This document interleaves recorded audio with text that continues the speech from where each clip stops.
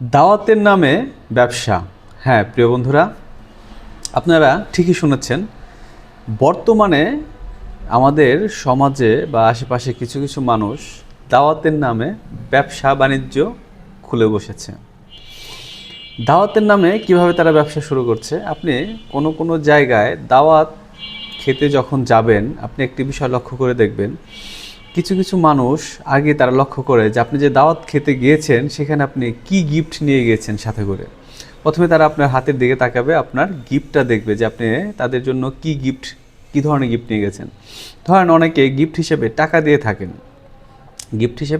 থাকেন, হাতে করে গিফট নিয়ে যায় না। তখন তাদেরকে কিভাবে জাজ করে, তাদের একটা আইডিয়া থাকে যে এই লোকগুলো কেমন হতে পারে, তার ইনকাম সোর্স কত, বা সে কী পরিমাণ টাকা দিতে পারে।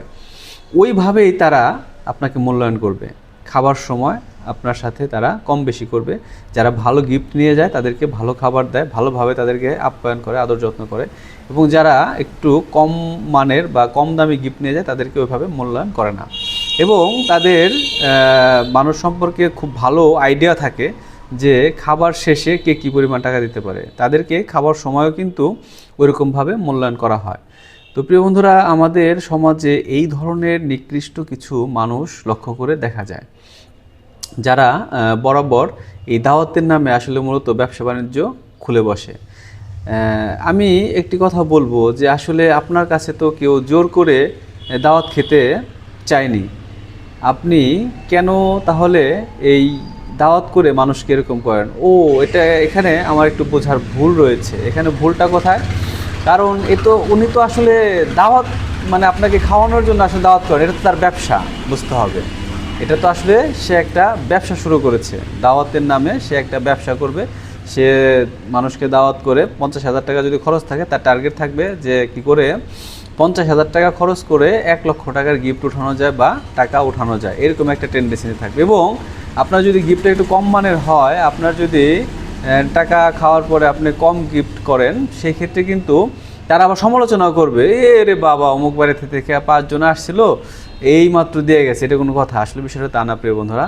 আমি যে বিষয়টি বোঝাতে চাচ্ছি সেটা হচ্ছে, অনুষ্ঠান বা দাওয়াত আমরা যেই করি না কেন, মানুষকে ভালোবেসে একটা দাওয়াত করে, মানুষকে দোয়া নেওয়ার জন্য। মানুষের দোয়া সৃষ্টিকর্তা কার দোয়া কবুল করে আমরা কেউ জানি না। মানুষ আসলে দোয়া নেওয়ার জন্য একটা অনুষ্ঠান করে, দোয়া নেওয়ার জন্য মানুষকে ভালোবেসে একটা দাওয়াত করে তার বাড়িতে আপ্যায়নের জন্য ডাকে।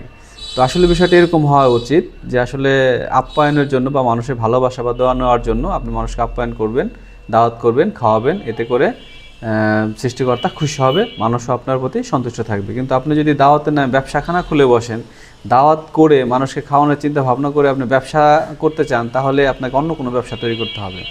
এই ব্যবসা থেকে আপনাদেরকে বেরিয়ে আসতে হবে। যারা আমাদের সমাজে এই কাজগুলো করেন, যারা একটু অসহায় বা গরিব মানুষ বা গিফট যারা একটু কম দামে নিয়ে আসে বা দিতে পারে না, তাদেরকে আসলে অবহেলা করবেন না বা তুচ্ছতাচ্ছিল্য করবেন না, বরঞ্চ তাদেরকেই আপনি বেশি করে আপ্যায়ন করুন, তাদেরকেই ভালোবাসুন। আমি একটা কথা বলবো পরিশেষে, যে আসলে সবাইকে সমান চোখে দেখবেন, ধনীও যা গরিবও তাই। ওই মুহূর্তে সবাই কিন্তু আপনার বাড়িতে মেহমান, সবাইকে আপনি দাওয়াত করেছেন, বিনা দাওয়াতে কিন্তু সহজে কেউ কারো বাসায় যায় না। তো আসলে দাওয়াত করার পর মানুষের সাথে ভালো আচরণ করবেন, মানুষকে আপনার সাধ্যমতো যতটুকু পারবেন আপ্যায়ন করার চেষ্টা করবেন। কারোর সাথে দাওয়াতের নামে ব্যবসামি করবেন না। ভালো থাকবেন, সুস্থ থাকবেন।